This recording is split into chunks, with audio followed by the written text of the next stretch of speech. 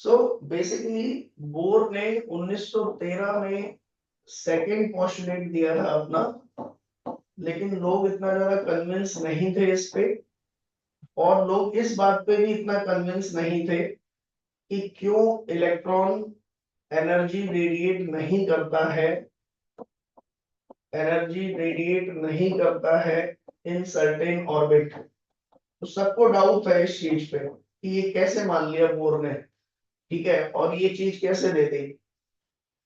तो उस समय पे एक साइंटिस्ट है आपके डी ब्रॉगली, ये भी उसी टाइम के लोग हैं। देखो 1913 में बोर ने दिया और ये 1923 में इन्होंने अपनी हाइपोथेसिस दी। क्या दी? हाइपोथेसिस।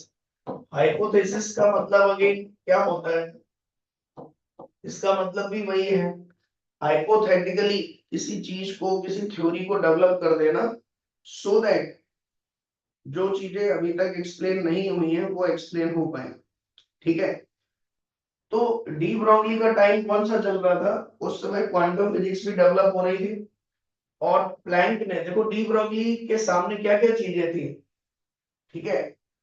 डी ब्रॉगली के सामने ये सब चल रहा था, एक तो बोर का ये सब चल रहा था, ठीक है, ये अनएक्सप्लेन्ड चीजें थी। दूसरा, उसने ये कहा, डी ब्रॉगली के सामने एक लाइट का भी कंट्रोवर्सी चल रही थी कि लाइट का नेचर कैसा है, पार्टिकल है या वेव, पार्टिकल है या वेव। और लास्ट में आके लाइट का नेचर माना गया ड्यूअल। और ये कहा गया कि लाइट बेसिकली एक एनर्जी है, और ये एनर्जी कभी तो पार्टिकल का फॉर्म ले लेती है और कभी वेव का फॉर्म ले लेती है। यानी कि जो एनर्जी है वो पार्टिकल और वेव के बीच में ऑसिलेट करती रहती है, कभी पार्टिकल बन जाती है, कभी वेव बन जाती है। हाँ बताओ लक्ष्य।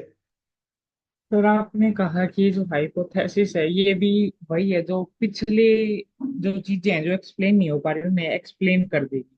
हाँ हाँ। वैसे तो ये भी हो सकता है कि इन्होंने भी ऐसे ही उठा के दे दी हो ताकि ये M B R equals to N H by two pi वो हो जाए, प्रूव हो जाए। आप बिल्कुल ठीक वही बताने जा रहा हूँ। ये बोर कहाँ से एक्चुअली, डी ब्रोगली मोटिवेटेड कैसे हुए, है ना, वही सब बता रहा हूँ कि डी ब्रोगली के सामने चल क्या रहा था। एक तो ये चीज चल रही थी कि ये कोई एक्सप्लेन नहीं कर पा रहा था, ठीक है। और दूसरा, ये लाइट का तामझाम चल रहा था उसके सामने, ठीक।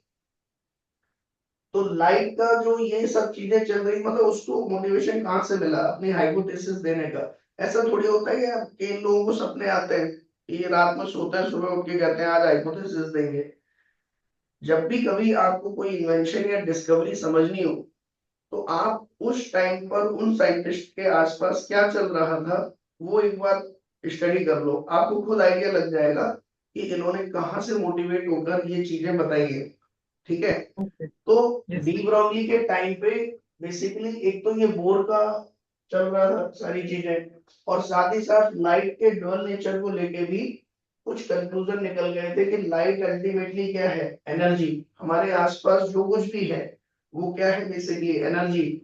और ये एनर्जी कभी पार्टिकल बन जाती है और कभी ये एनर्जी वेव बन जाती है।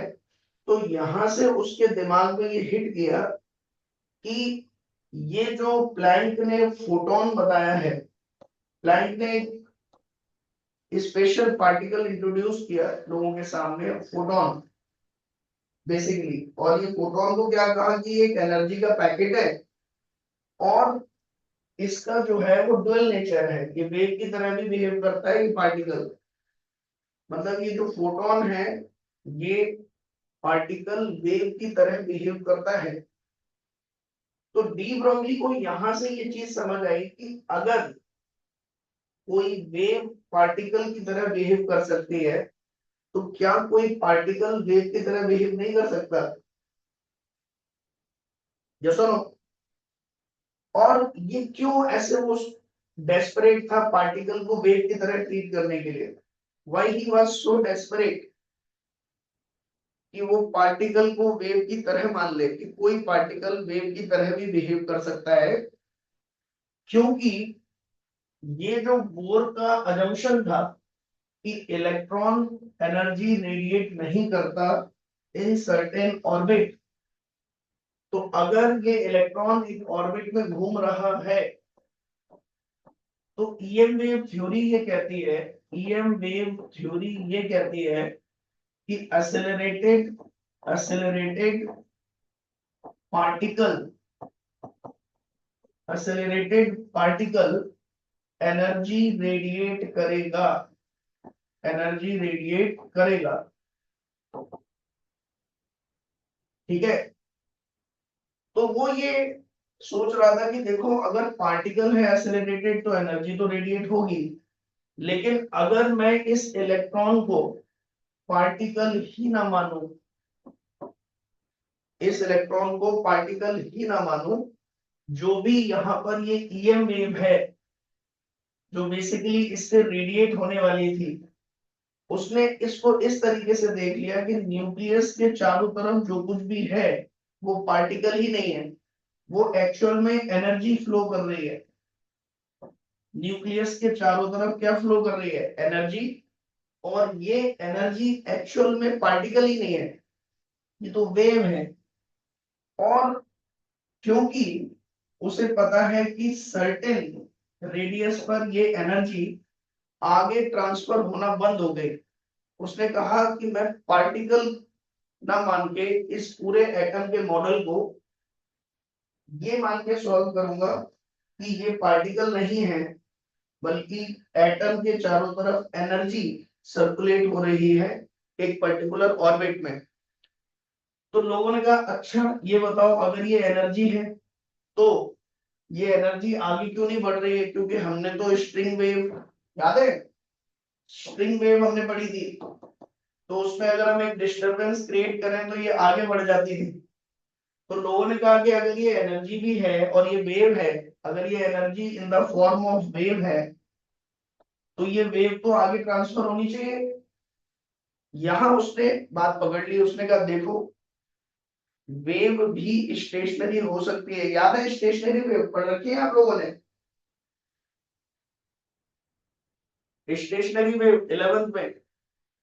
तो स्टेशनरी वेव क्या होती थी कि स्टेशनरी वेव अगर फॉर्म हो रही है कहीं पर तो एनर्जी रेडिएट नहीं होती, एनर्जी आगे ट्रांसफर नहीं होती, उसी रीजन में कन्फाइन हो जाती है।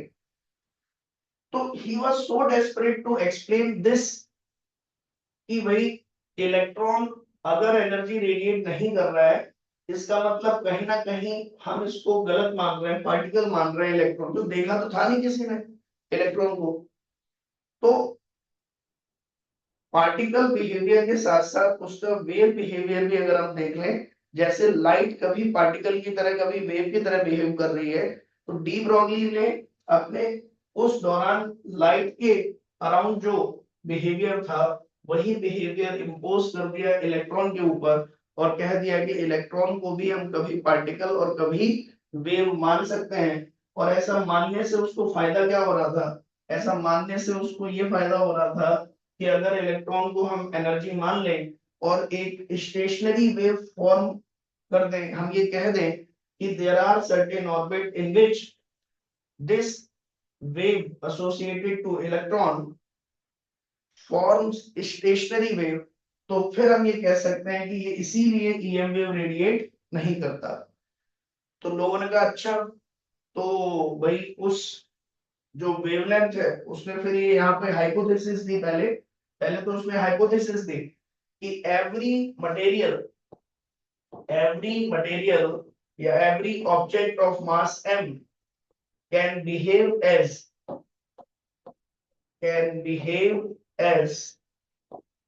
वेव, और उसकी जो वेवलेंथ होगी, आप देख रहे हो कैसे कॉपी पेस्ट करते हैं एक दूसरे का काम, उसकी वेवलेंथ को जो कैसे दी होगी उसने यहाँ फोटोन से इंस्पायर होकर। जैसे फोटोन का लीनियर मोमेंटम कैसे दिया था? h बाई लेमडा, और p को क्या लिख दिया था? mc। तो लेमडा इज इक्वल टू कितना आ गया था? h upon mc। ये प्लैंक ने बताया था formula, lambda is equal to mc, because photon आपका स्पीड ऑफ लाइट से चलता है।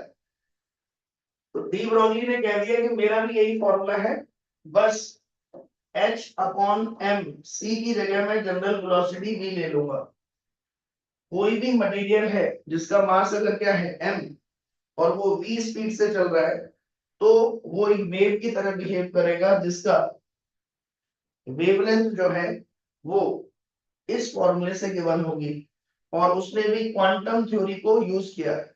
जैसे क्वांटम थ्योरी में ये प्लैंक ने ये दिया, उसने कहा कि भाई मैं भी ये यूज करूंगा। ठीक है, एच अपॉन एम बी कर दिया उसने।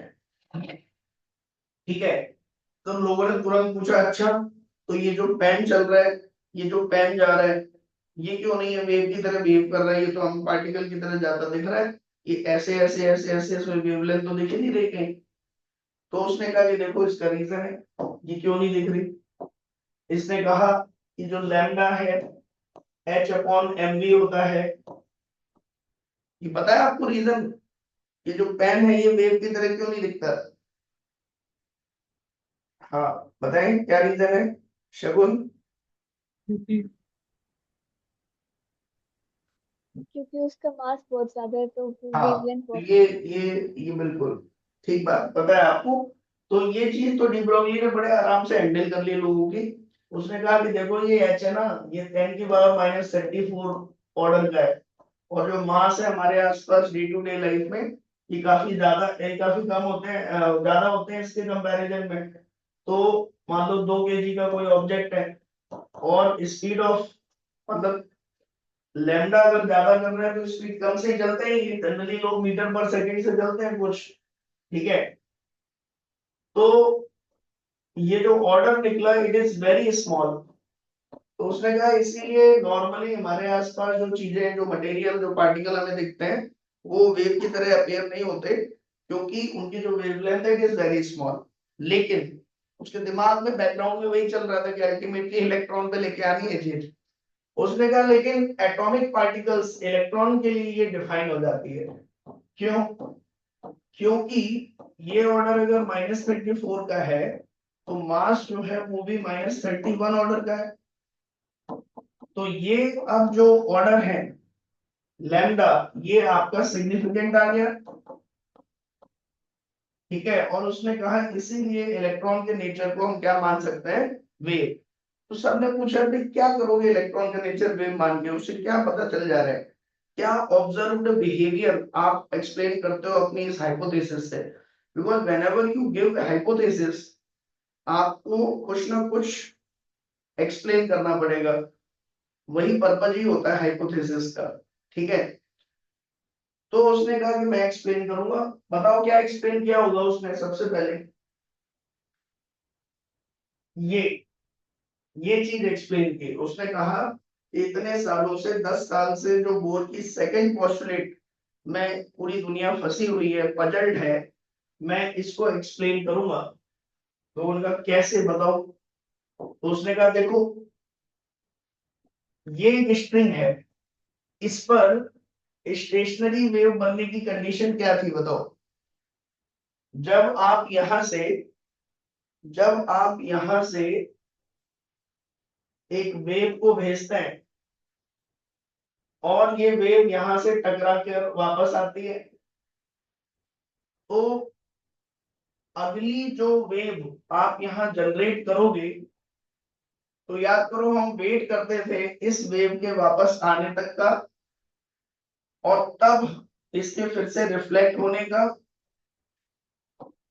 ये रिफ्लेक्ट फिर से यहाँ पर हुई, और ठीक उसी टाइम पर हम दूसरी जो वेव है उसको यहाँ पर जनरेट करते थे। तो ये दोनों मिलके जब सम होती थी, तो ये एम्पलीट्यूड बढ़ जाता था। यानी कि हमारे वेव प्रोड्यूस करने का जो टाइम था, वो एग्जैक्टली कितना होना चाहिए, जितनी देर में ये ट्रेवल करके वापस आ जाए। या सुनो, ये मैं थोड़ा रिवाइज करा रहा हूँ 11th का पोर्शन आपको, ताकि आपको स्टेशनरी वेव की कंडीशन याद आ जाए। और हम ये कहते थे कि जो मेरा वेव जनरेट करने का जो फ्रीक्वेंसी है, that should be equal to n times of, ये जो टोटल टाइम यहां पर लगा इसको, ठीक है, तो टोटल टाइम कितना लगेगा यहाँ पे अगर हम बात करें तो it is 2l divided by speed of wave, speed of wave 2l upon vw, है ना। और इसको हम ऐसे भी कह सकते हैं, ये जो कैपिटल टी हम जिससे प्रोड्यूस करा रहे हैं, अगर इसको उल्टा लिख दें हम तो it is 1 by F is equal to vw upon n times 2l। तो ये n टाइम्स 2l उधर गया और ये बना vw इंटू एफ, ठीक है। Now we know that vw is equal to f into lambda. So यहाँ पे जो लैम्डा का रिलेशन है, जो वेवलेंथ का रिलेशन है, वी कैन से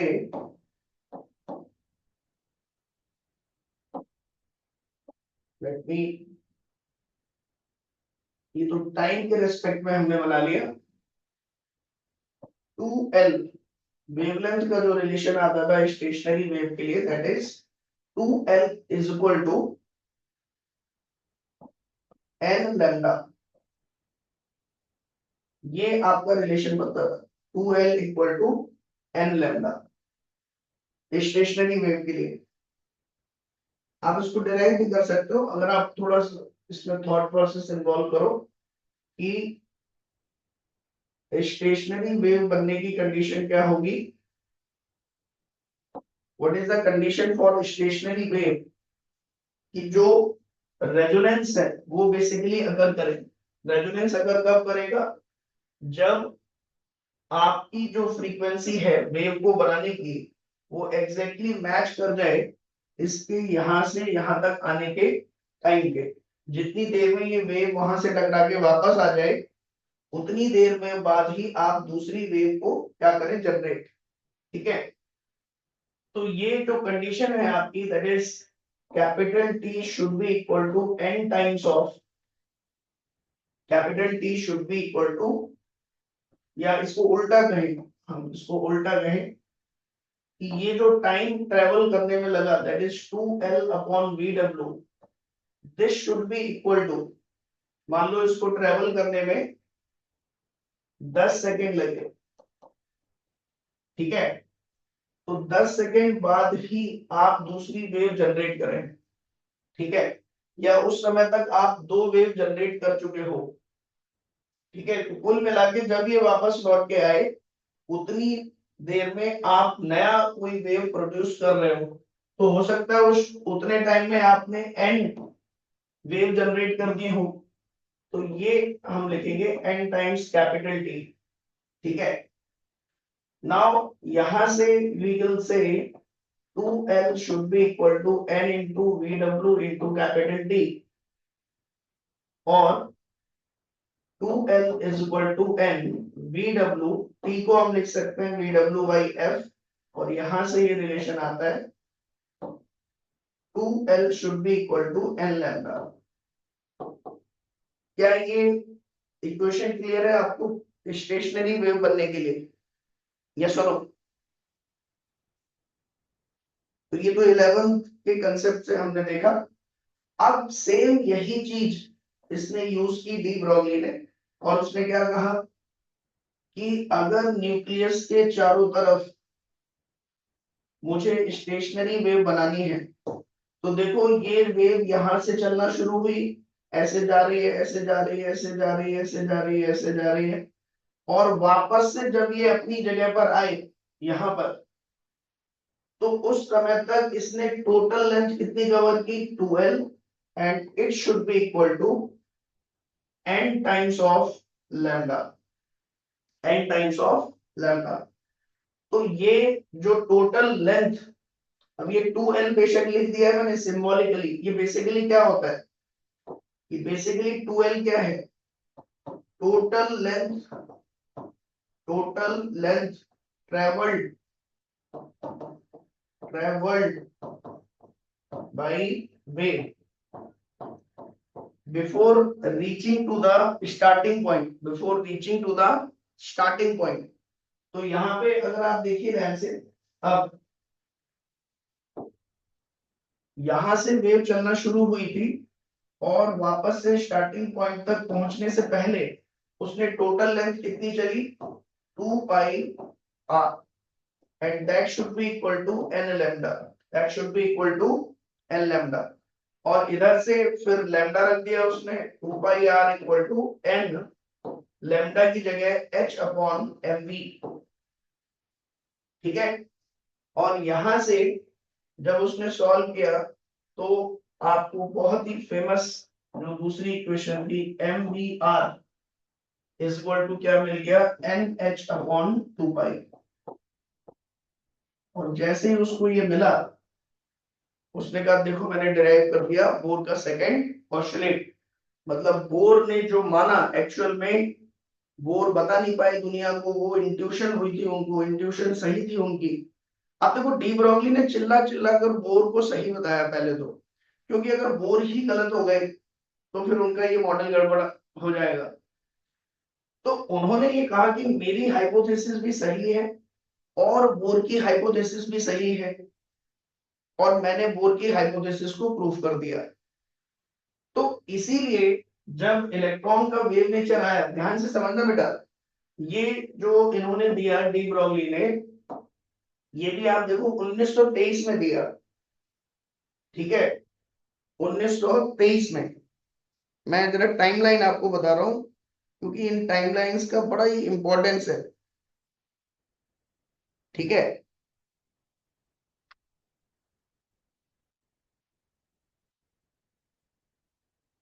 हाँ, तो 1923 में जाके जब ये डी ब्रोगली ने दिया और इसको प्रूफ कर दिया लोगों ने, तब जाके लोगों ने बोर के इस पोस्टुलेट को लेके थोड़ी सी सहमति जताई, अप्रिशिएट किया, और ये माना कि इसकी कुछ थ्योरेटिकल बैकिंग है, ये किसी प्रिंसिपल या किसी थ्योरी से डिराइव किया जा सकता है, इट वाज नॉट रैंडम। तब एटलीस्ट लोगों ने ये माना कि हाँ बोर ने एक सही गैस माना है, एक सही फिट उसमें इंट्रोड्यूस किया है।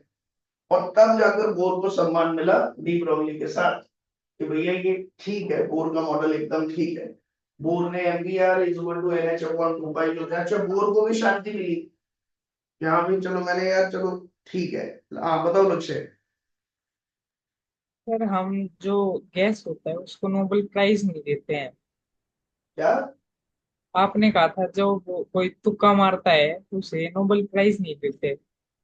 हाँ मतलब आपका वो तुक्का जो है या तो किसी ऑब्जर्व्ड बिहेवियर को, ध्यान समझना बेटा, एम्पिरिकल एम्पिरिकल फॉर्मूले के लिए कभी भी नोबेल प्राइज नहीं मारते। एम्पिरिकल फॉर्मूला क्या है कि आपने कुछ एक थ्योरी बना दी जो किसी चीज को एक्सप्लेन कर रही है, ठीक है। तो यहाँ पे पोस्टुलेट, पोस्टुलेट जो है, अगर आपने कुछ पोस्टुलेट बनाया है और उसके पीछे की रीजनिंग आप दे पा रहे हो तो उसको अप्रिशिएट करते हैं।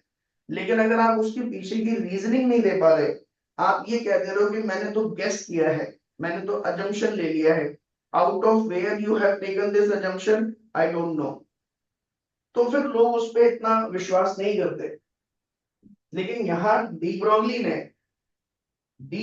ने जो हाइपोथेसिस बनाई तो उसके पीछे उसने पूरा रीजन बताया कि क्यों मैंने ऐसे माना है, क्योंकि लाइट के बिहेवियर को आपने इस तरीके से माना, तो उस प्रिंसिपल को यूज करते हुए मैंने अपनी हाइपोथेसिस दी है कि अगर नेचर में ए से बी बन रहा है तो बी से ए भी बनना चाहिए। ये एक बहुत बेसिक साइकोलॉजी है साइंटिफिक रिसर्च में कि अगर ए से बी बनता है नेचर में तो बी से ए भी बनना चाहिए।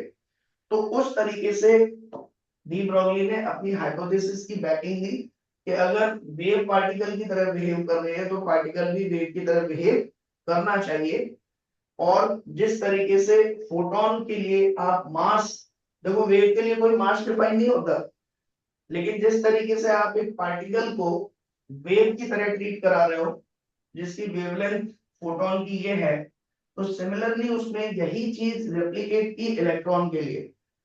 ठीक है, कि इलेक्ट्रॉन के लिए भी ऐसा पॉसिबल है। हाँ बताए नमन। सर उसने lambda is equal to H upon M V prove कैसे किया फिर?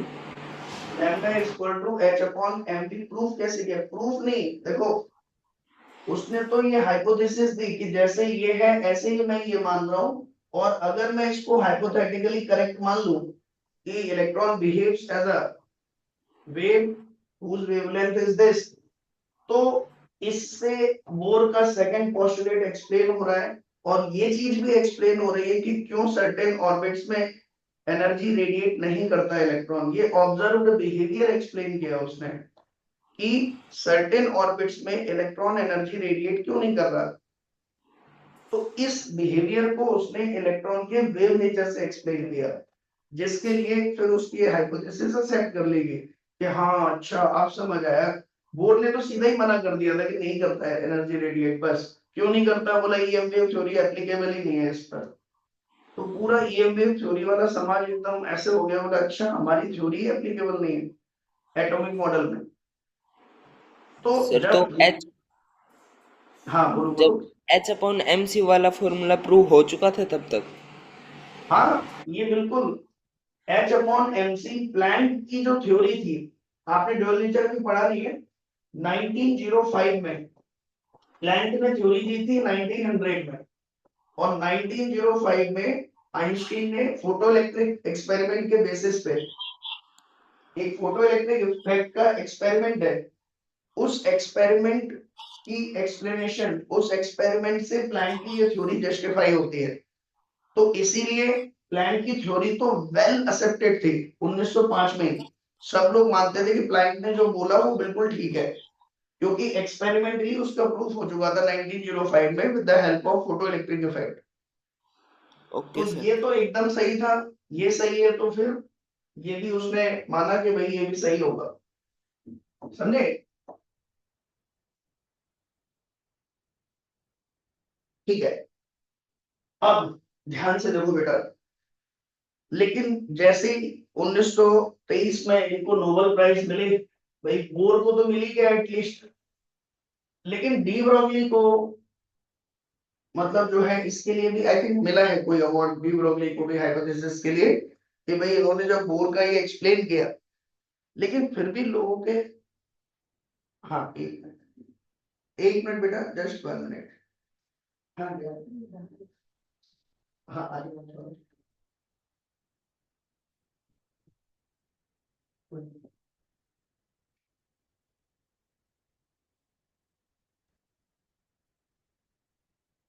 हाँ तो अब देखिए ध्यान से इसमें, ये मेरे से एक पॉइंट रह गया, मैंने ये नहीं देखा कि डी ब्रोगली को कुछ मिला है कि नहीं मिला है। एक बार चेक करना डी ब्रोगली को उसके हाइपोथेसिस के लिए कोई अवार्ड वगैरह मिला है कि नहीं। सर नोबेल प्राइज मिला है 1929 में। हाँ अब ये समझो आप, 1920 देखो बोर को तो मिल गया यहीं पर 1923 में। आप रिजल्ट देखो कितने, मतलब कितने तरीके से है देखो। 1923 में तो बोर को मिल गया, 1925 में मतलब डी ब्रोगली की हाइपोथेसिस के 2 साल बाद बोर को मिल गया, जो 2 ही साल बाद के, बोला बोर ने तो एटलीस्ट, डी ब्रोगली ने तो बोर का रिजल्ट वेरीफाई किया है, तो ठीक है, मतलब बोर की एक थ्योरेटिकल बैकिंग है, और बोर को दे देते हैं नोबेल प्राइज 1923 में। ठीक, लेकिन डी ब्रोगली को कब मिला बताओ लक्ष्य।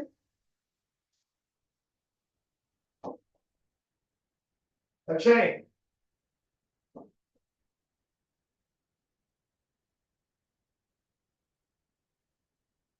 हाँ बताओ। 1929। 1929। तो देखो डी ब्रोगली को 6 साल बाद क्यों दिया गया बताओ। 23 में उसने बता दिया था, 1925 में बोर को दे दिया नोबेल प्राइज, क्योंकि बोर का पोस्टुलेट उसने एक्सप्लेन किया था। लेकिन डी ब्रोगली को 6 साल के बाद क्यों दिया जाकर। क्योंकि सर उसने H equals to P by, नहीं, lambda equals to H by M C का ही एक वेरिएंट दिया था। ये तो दिया था, इस चीज के लिए मिला है, लेकिन मुझे ये बताओ कि इसको भी 1925 में ही क्यों नहीं दे दिया बोर के साथ? नहीं पता सर। उसका रीजन पता क्या है कि बोर की ये जो हाइपोथेसिस है, ये केवल और केवल बस बोर के मॉडल तक लिमिटेड रह गई। इसका यूज केवल बोर के सेकंड पोस्टुलेट को एक्सप्लेन करना रह गया। लोगों ने कहा इसका और यूज क्या है या इसका क्या सिग्निफिकेंस है, ये बताओ। तो बोला कि देखो मैंने बोर का सेकंड पोस्टुलेट सॉल्व कर दिया। बोला ऐसा भी तो हो सकता है कि कल को अगर बोर का सेकंड पोस्टुलेट गलत हो जाए तो फिर आपकी हाइपोथेसिस भी गलत हो जाएगी। आपकी पूरी हाइपोथेसिस टिकी ही बोर के सेकंड पोस्टुलेट पे है ना? Yes sir. तो there was no any physical, there was no any experimental setup जिससे इलेक्ट्रॉन के वेव नेचर को एक्सप्लेन किया जा सके।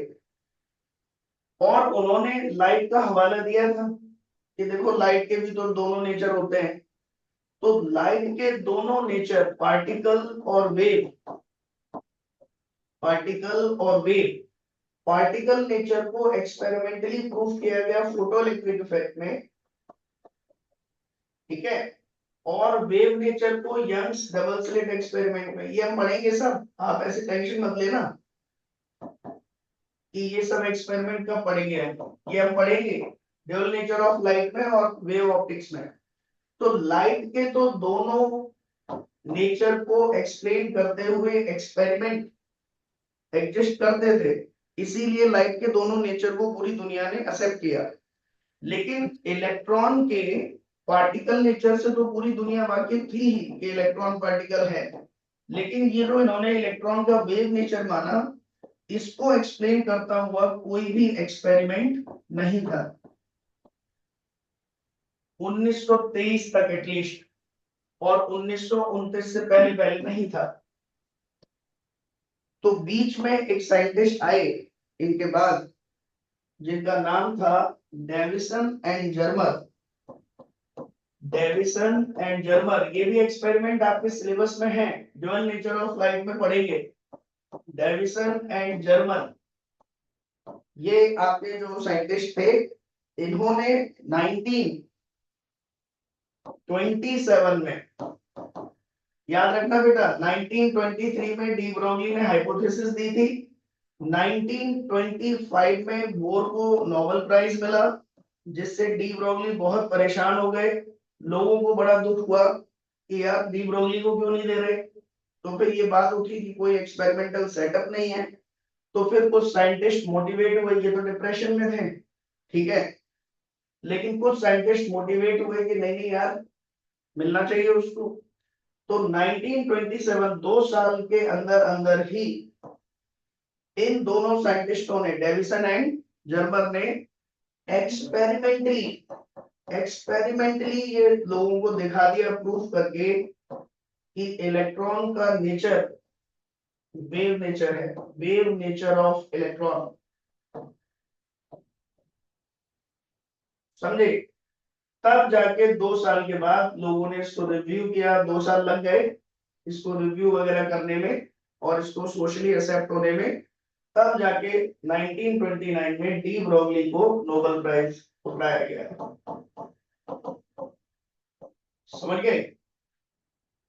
यस और नो? सो आई होप आपको ये क्लियर हो रहा होगा सारी चीजें कि किस तरीके से टाइमलाइन चलती है आपकी, किस तरीके से लोग इंस्पायर होते हैं एक दूसरे से, फिर रिसर्च करते हैं, चीजें देखते हैं, एक की रिसर्च से दूसरे को मोटिवेशन मिलता है, ठीक है, एक की रिसर्च से दूसरे को हिंट मिलते हैं, फिर लोग हाइपोथेसिस देते हैं, फिर उनको ऑब्जर्व बिहेवियर में लाने की कोशिश करते हैं, ठीक है। और इसके बाद लास्ट में जो टॉपिक मैं लेना चाह रहा हूँ इन द लास्ट, बिल्कुल, that is limitation of Bohr model. Bohr model की भी कुछ अपनी लिमिटेशंस हैं। लिमिटेशंस ऑफ बोर मॉडल क्या है? लिमिटेशन बताइए, what are the limitations? Bohr का जो मॉडल है, पहली चीज ये केवल और केवल सिंगल इलेक्ट्रॉन एटम के लिए वैलिड है, सिंगल इलेक्ट्रॉन एटम के लिए वैलिड है, ठीक है।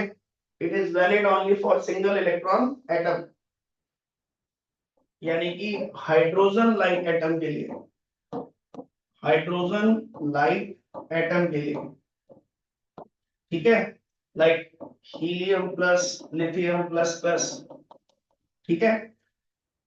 तो अगर मल्टी इलेक्ट्रॉन, ऐसा नहीं मल्टी इलेक्ट्रॉन एटम एग्जिस्ट नहीं करते, करते तो थे, और उनका भी स्पेक्ट्रम आता था बाहर, कुछ रेडिएशंस वो भी निकालते थे, लेकिन उनकी रेडिएशंस की जो वेवलेंथ है वो बोर मॉडल से एक्सप्लेन नहीं हो पा रहे थे। उसका रीजन ये था कि बोर मॉडल केवल और केवल जो mv स्क्वायर बाई आर लिखता था वो K Z E square by R square, वो केवल इलेक्ट्रिकल फोर्स को काउंट करता था, न्यूक्लियस और इलेक्ट्रॉन के बीच लगने वाले इलेक्ट्रिकल फोर्स को। लेकिन जब मल्टी इलेक्ट्रॉन सिस्टम होता है तो ये इलेक्ट्रॉन आपस में भी एक दूसरे पे फोर्स लगाएंगे, और उस फोर्स के बारे में बोर कुछ नहीं बता पाए। बोर ने ट्राई तो किया खूब, लेकिन फिर वो एक्सप्लेन हुआ नहीं, खूब मॉडल बनाने की कोशिश की बोर ने, but that was not possible, ठीक है, कोई सेटिस्फैक्टरी रिजल्ट नहीं आया। दूसरा जो एक बिहेवियर था जो आप लोगों भी ऑब्जर्व कर सकते थे जब आपने स्पेक्ट्रम देखा था, सभी को स्पेक्ट्रम याद है जो मैंने दिखाया था आपको, रेड कलर ब्लू कलर और ये सब बन रहे थे हाइड्रोजन के, याद है कि नहीं? तो उसमें एक बहुत ही स्पेशल चीज अगर आपने ऑब्जर्व की हो, आप कहेंगे तो मैं फिर से दिखा दूंगा, जो रेड कलर की लाइट बन रही थी, रेड कलर की लाइट, और फिर उसके बाद एक दूसरे कलर की लाइट बन रही थी ब्लू कलर की, और फिर एक और कलर की लाइट बन रही थी जो कि अलग कलर की। तो अगर आपने बहुत ध्यान से देखा हो तो इनकी जो ब्राइटनेस है वो सबकी सेम नहीं थी, relative intensity of the frequencies, कि क्यों रेड कलर ज्यादा ब्राइट दिख रहा है, बाकी जो है थोड़ा डिम दिख रहा है, ऐसा क्यों हो रहा है? सो बोर का मॉडल ये नहीं बता पाया कि relative intensity of frequencies, relative intensity, ये भी पूछा लोगों ने कि ऐसा क्यों हो रहा है, वो तो रिलेटिव इंटेंसिटी ऑफ फ्रीक्वेंसी, ठीक है। ये क्यों है ऐसा कि रेड कलर के जो है ब्राइटनेस ज्यादा दिख रही है, और ये क्यों हुआ होगा सोचो? ये इसलिए हुआ होगा, अगर आप इसका एक चीज और समझें कि जब यहाँ पर ट्रांजिशन होते हैं ग्राउंड स्टेट से, मान लो कोई चला गया n=4 में, तो अब जब ये वापस आ रहा है 3 2, और जब ये वापस आ रहा है इलेक्ट्रॉन, तो बोर ने ये कहा कि ये अब जो है ट्रांजिशन करेगा n=1 पे, तो ये डायरेक्ट भी आ सकता है, या ये पहले 3 पर आए फिर 2 पर आए फिर 1 पर आए, या डायरेक्ट 2 पर आ जाए फिर 1 पर चला जाए। तो बोर ने तो कहा था कि रैंडम होता है, लेकिन ऑब्जर्व्ड बिहेवियर देखा गया कि रेड कलर सबसे ज्यादा ब्राइट है, इसका मतलब रेड कलर के जो फोटोन निकल रहे होंगे वो सबसे ज्यादा निकल रहे होंगे, और इसका मतलब जो रेड कलर का ट्रांजिशन है वो सबसे ज्यादा हुआ होगा, यानी कि कुछ ट्रांजिशंस के होने की प्रोबेबिलिटी सबसे ज्यादा थी, कुछ ट्रांजिशन सबसे ज्यादा हो रहे थे।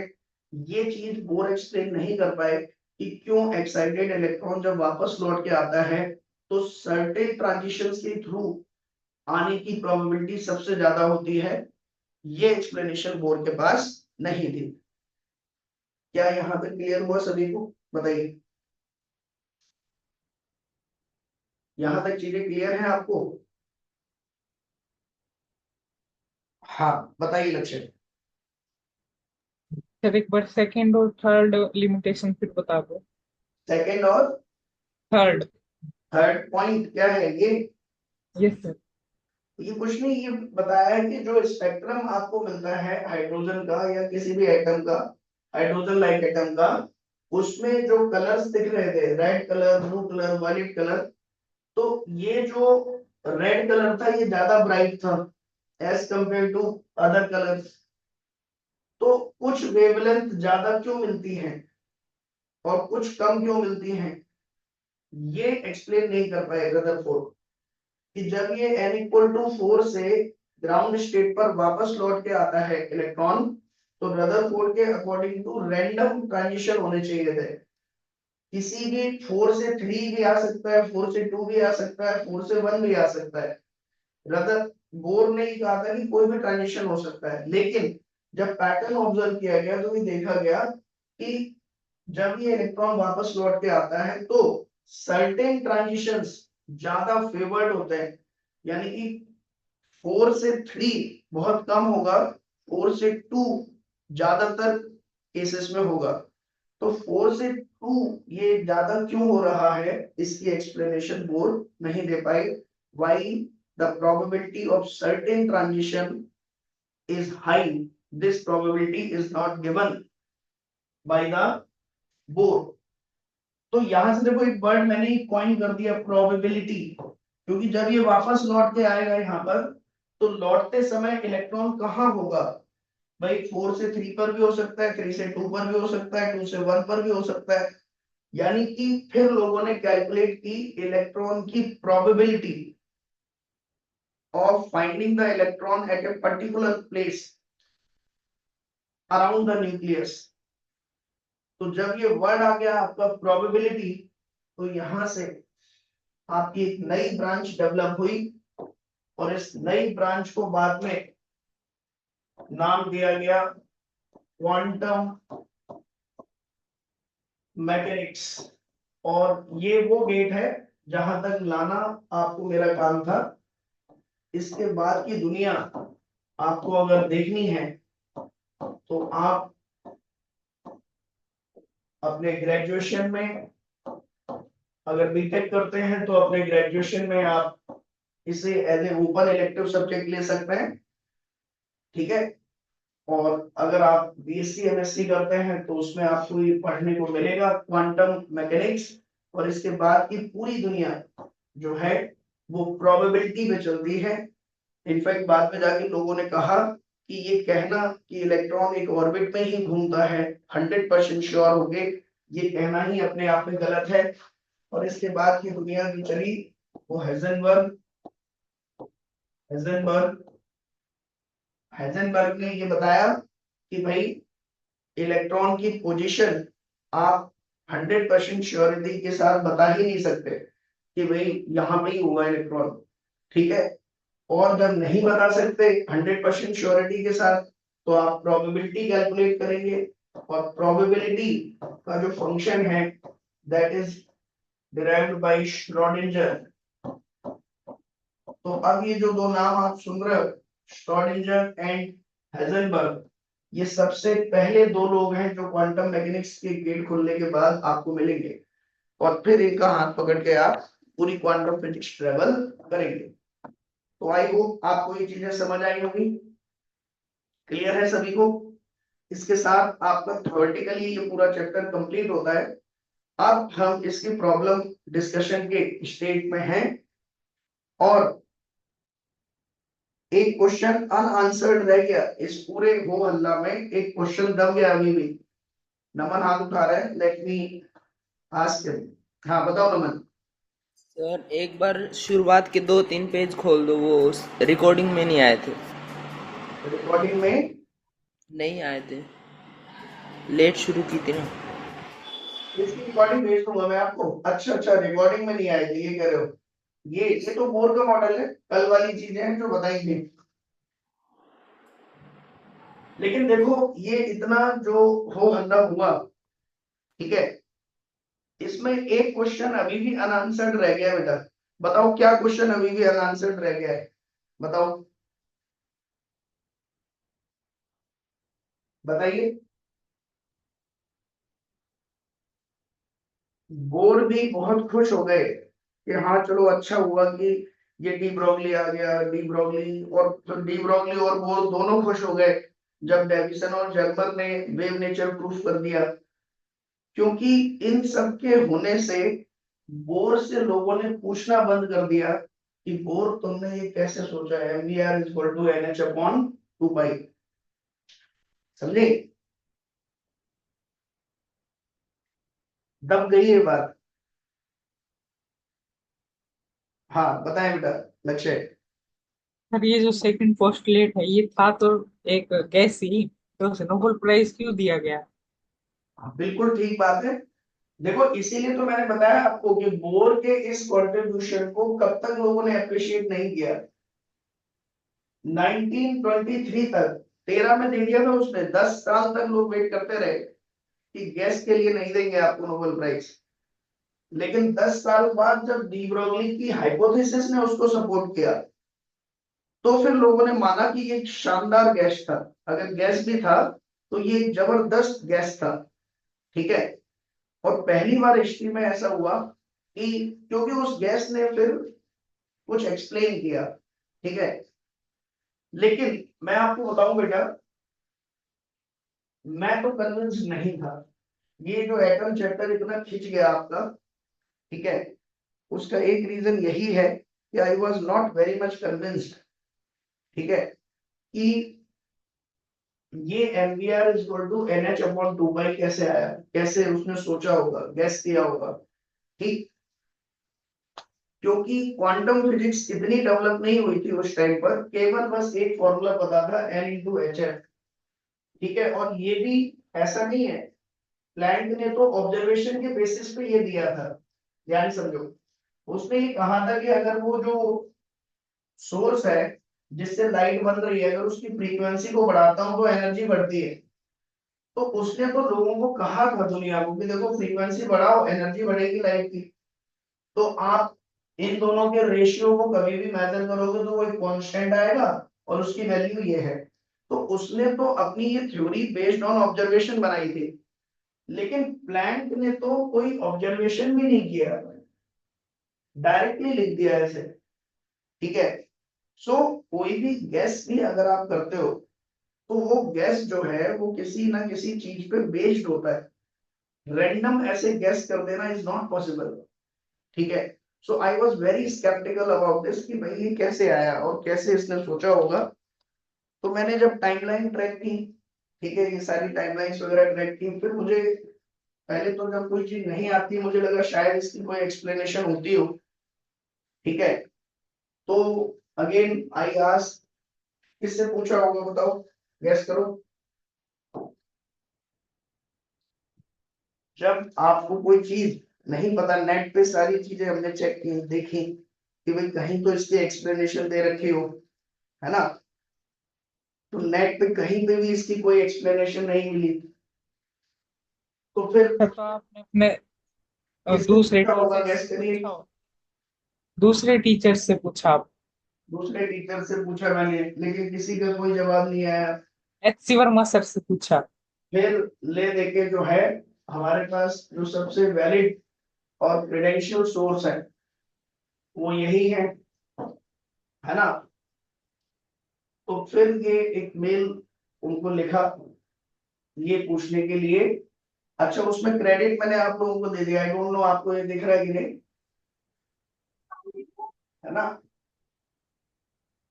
दिख रहा है ईमेल आपको? ये सर दिख रहा है। हाँ तो ये जब मैंने उनसे पूछा कि हमारे स्टूडेंट्स जो है ये पूछ रहे हैं कि बोर का सेकंड पोस्टुलेट कैसे आया, इसकी जो एक्सप्लेनेशन है वो डी ब्रोगली हाइपोथेसिस से तो ठीक है, but they want to know कि how Bohr gave this postulate based on the quantum physics developed till his postulate.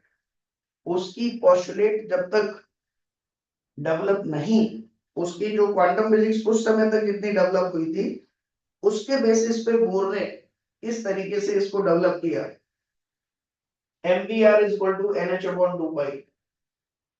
तो देखिए ये एक ऐसा क्वेश्चन था, अब इसमें तो चलो टाइमलाइन नहीं दी है, 2 घंटे बाद ही this was the reply of the sir.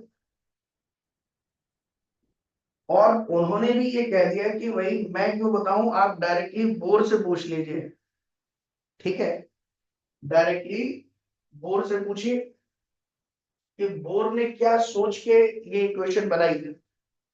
और जनरली जब कोई साइंटिस्ट कोई नई चीज सोच के कुछ बनाता है, जैसे आज मान लो आपने कुछ नया कुछ सोच लिया, तो आपने कुछ बनाया, अब आप चाहते हैं कि मैं इसको कैसे लोगों तक पहुंचाऊं, तो उसका तरीका होता है ये। उन्होंने एक पेपर दिया जो बोर ने पब्लिश किया था 1913 में, ठीक है। तो 1913 में जो बोर का पेपर था, that was attached in the mail, वो पेपर मैं आपको आज ग्रुप पे भेजूंगा, ठीक है। आपको उसमें टाइम वेस्ट नहीं करना है, लेकिन हाँ आवाज, हाँ बताइए आपने मुझसे। वो पेपर पढ़ा होगा। वो पेपर पढ़ने में मुझे बहुत टाइम लगा। 1913 में टोटल 26 पेज थे, और वो पूरा पेपर पढ़ने के बाद I found some very interesting result कि एक्चुअल में कुछ गड़बड़ है, ठीक है। और अभी उसका रिप्लाई जो है, मैंने सर से कहा है कि सर जो है इसमें कुछ एक चीज है कि वो जो गैस है बेसिकली उस पेपर में, ठीक है, एक गैस लिया है उन्होंने, और उन्होंने उसमें भी रिसर्च में भी पेपर में भी एक गैस किया है जिसको लोग नहीं एक्सप्लेन कर पा रहे हैं कि आखिर कैसे उन्होंने वो गैस किया है। सो देन आई अगेन आज सर कि भाई सर इसमें कुछ ये चीज गड़बड़ लग रही है, और सर का रिप्लाई आया है कि व्हेन यू आर फ्री तो भाई वी विल डिस्कस दिस। तो 13 के बाद जब आपकी छुट्टियां लग जाएंगी, then we will have a thorough discussion about that paper. और तब तक के लिए आप ये मान के चल लीजिए कि बोर ने अपने आप से ही ये गेस करके बनाया है आपके एग्जाम्स के लिए। लेकिन बहुत डाउट है इस चीज पर कि बोर ने इसको गेस किया है या किसी दूसरे के काम को कॉपी किया है, या किसी और से इंस्पायर होके। देखो जो चीज है जिस पे डाउट है वो मैं आपको बता देता हूँ। कई बार ये होता है बेटा कि मान लो आपको आंसर पहले से पता हो, और फिर आप उसके अकॉर्डिंग, जैसे आपको x और y की वैल्यू पहले से दे दें कि this is the value of x, this is the value of y। Now you are designing the x and y में इक्वेशंस आप डिजाइन कर रहे हैं कि ax plus by equal to t and qx plus cy equal to t, ठीक है। जबकि ये x और y की वैल्यू आपको ऑलरेडी नोन थी, ठीक है, and you are deliberately creating a mathematical model, ठीक है। जबकि ये सब की कोई जरूरत नहीं थी, यहां तक किसी दूसरे साइंटिस्ट के वर्क से भी पहुंचा जा सकता था, और इनफैक्ट लोग वहीं से पहुंचते। लेकिन इस रूट को कैंसिल करके जानबूझ के ऐसे डाइवर्ट किया गया कि ताकि लोग इसमें ही उलझे रह जाएं इस मॉडलिंग में, और कभी भी ये ना सोच पाए कि ये चीज डायरेक्ट यहां से आ सकती थी, ठीक है। So this was actually the scenario right now. तो will let you know, will let you know कि क्या कंक्लूजंस रहते हैं इसके, ठीक है। सो खैर I hope you have enjoyed the discussion. और अगले क्लास में अब आप जो है डिस्कशन कर सकते हैं जेईई मेंस के पीवाईक्यू का, ठीक है। और न्यूक्लियाई वाले चैप्टर का डिस्कशन हम लोग कंटिन्यू करेंगे अब अगले क्लास में। न्यूक्लियाई बहुत छोटा सा चैप्टर है, ठीक है। क्वांटम, इसमें एटॉमिक फिजिक्स में अब आप प्रॉब्लम्स ट्राई कर सकते हैं, ठीक है। और फिर हम उनका डिस्कशन करेंगे। तो आज आप एनसीईआरटी कंप्लीट करें एटॉमिक फिजिक्स की, और कल अगली क्लास में एनसीईआरटी के किसी भी क्वेश्चन में अगर आपको कोई डाउट है तो वो आप पूछ सकते हैं सॉल्व एग्जांपल एंड एक्सरसाइज में। साथ ही साथ जो जेईई मेंस की पीवाईक्यू है उनका भी डिस्कशन, जो इंपॉर्टेंट क्वेश्चंस है उनका भी डिस्कशन हम नेक्स्ट क्लास में करेंगे। हाँ कुणाल बताओ, आप कुछ कहना चाहते हैं? में मेन क्वेश्चन कौन से टॉपिक से पूछे जाते हैं? मेन क्वेश्चन कि कौन से टॉपिक से पूछे जाते हैं अच्छा एग्जाम जो में, main- जो एग्जाम आने वाला है। Yes sir. हाँ देखो एग्जाम के लिए तो केवल और केवल, वैसे एटम खत्म होता है बेटा 2 दिन में, खत्म हो जाता है एटम का चैप्टर।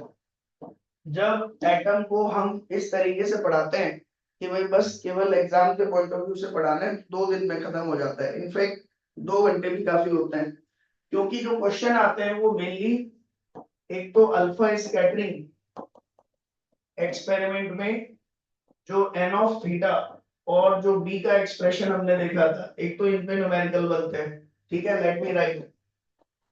दूसरा जो बोर मॉडल में रेडियस का फॉर्मूला है, स्पीड का फॉर्मूला है, एनर्जी का फॉर्मूला है, एक तो इन पर क्वेश्चन आते हैं।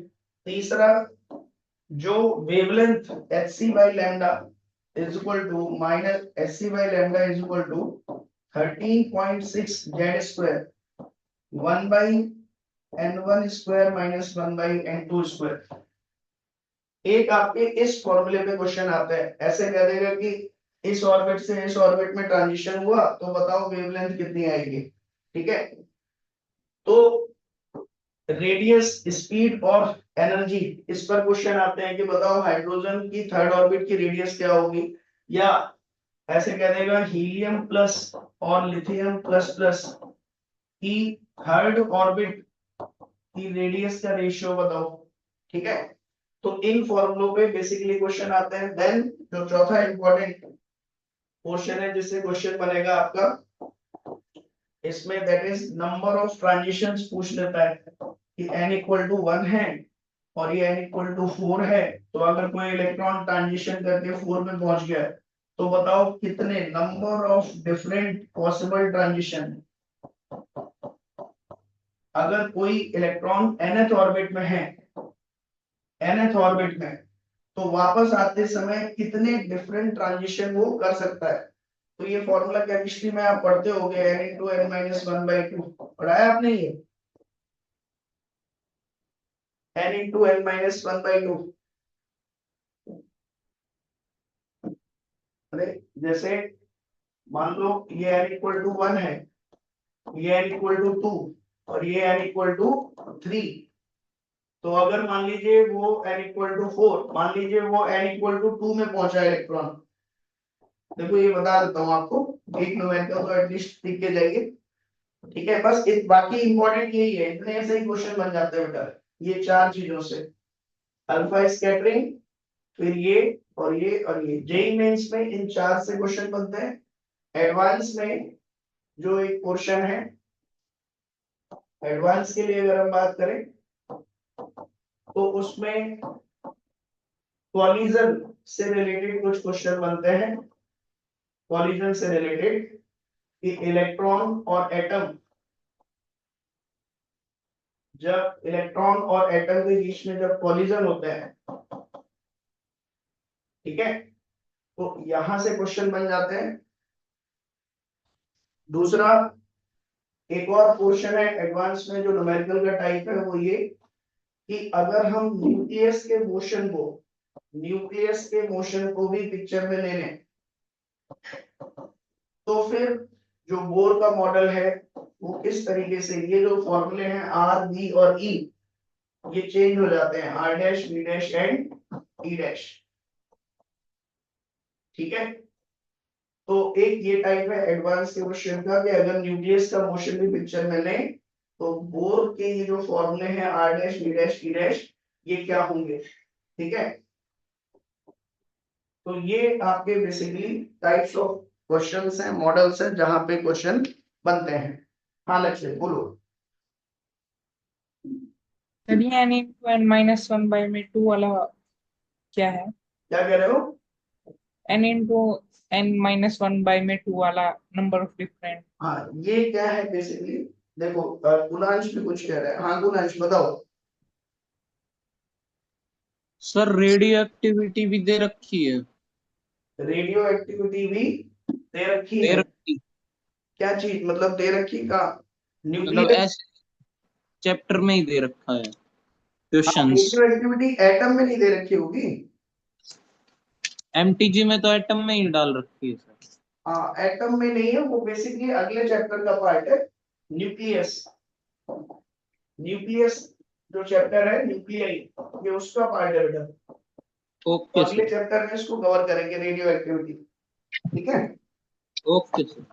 और ये n into N minus one by two क्या है, ये समझो, ये सिंपली मैथमेटिक्स है और कुछ नहीं है, प्रोबेबिलिटी का।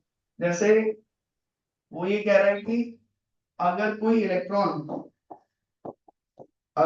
इलेक्ट्रॉन यहां से ट्रेवल करके, मान लो पहले n इक्वल टू टू में पहुंचा, ठीक है, तो यहां पर अगर मैं लिख लेता हूं नंबर ऑफ एक्साइटेड स्टेट, और यहां लिख लेता हूं पॉसिबल ट्रांजिशन, तो बताओ लक्ष्य, अगर ये n इक्वल टू टू में है तो कितने पॉसिबल ट्रांजिशन है, बताइए, बताओ, बोलो। Yes sir. अगर ये n इक्वल टू टू में है तो केवल एक ही ट्रांजिशन पॉसिबल है। Yes sir. अगर ये n इक्वल टू थ्री में है तो दो ट्रांजिशन पॉसिबल है, एक तो ये और फिर ये, और या यस। फिर सीधा ये। तो n इक्वल टू थ्री में अगर है तो पॉसिबल ट्रांजिशन कितने हैं आपके, थ्री। सर ये एक ही नहीं मानेंगे कि पहले 3 से 2 में गया है और 2 से 1 में गया है? ना ना, एक क्यों मानेंगे, थ्री और टू की एनर्जी का डिफरेंस अलग है। E3 minus E2 is not equal to E2 minus E1। ये ओके जो सर। लेवल्स हैं इनके एनर्जी का गैप सेम थोड़ी होता है, अलग अलग होता है।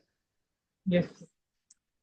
तो n इक्वल टू फोर के लिए जब आप कैलकुलेट करोगे, n इक्वल टू फोर के लिए, तो नंबर ऑफ ट्रांजिशन पॉसिबल जो काउंट करोगे जब आप, तो वो आपको पता चलेगा, इट इज सिक्स।